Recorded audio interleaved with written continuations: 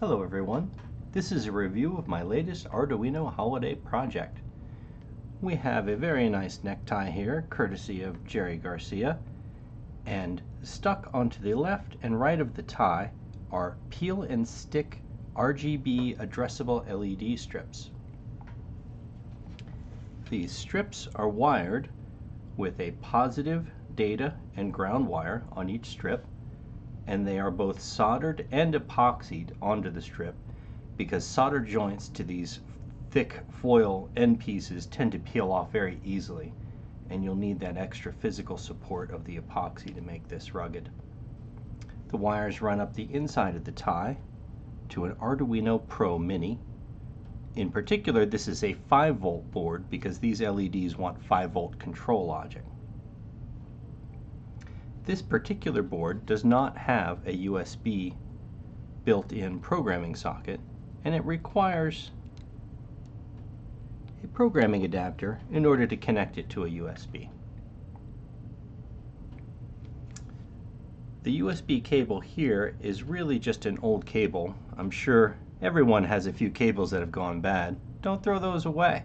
Instead, keep this end, cut them in half, and you can use it to make a power source out of a USB battery for an Arduino circuit. So the data wire from this cable is not connected, only the positive and ground going to the Arduino circuit here.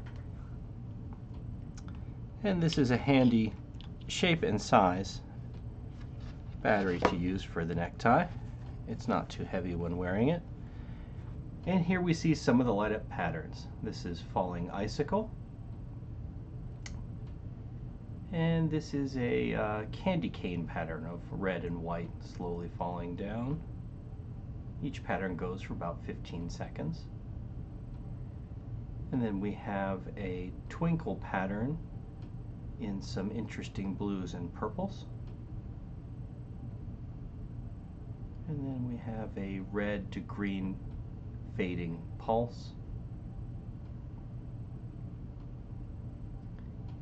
Notice that the colors blend and fade in.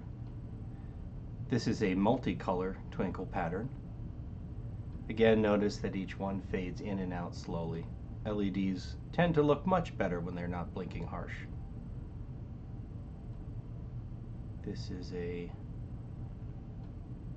fading up and down red and green.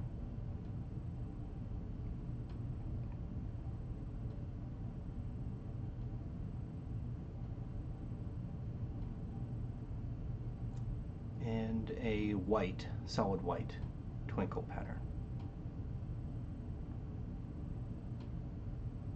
And we're back to the falling icicles. This is an example of the LED strips and how they come when you order them. And you can see here, this is the peel and stick backing.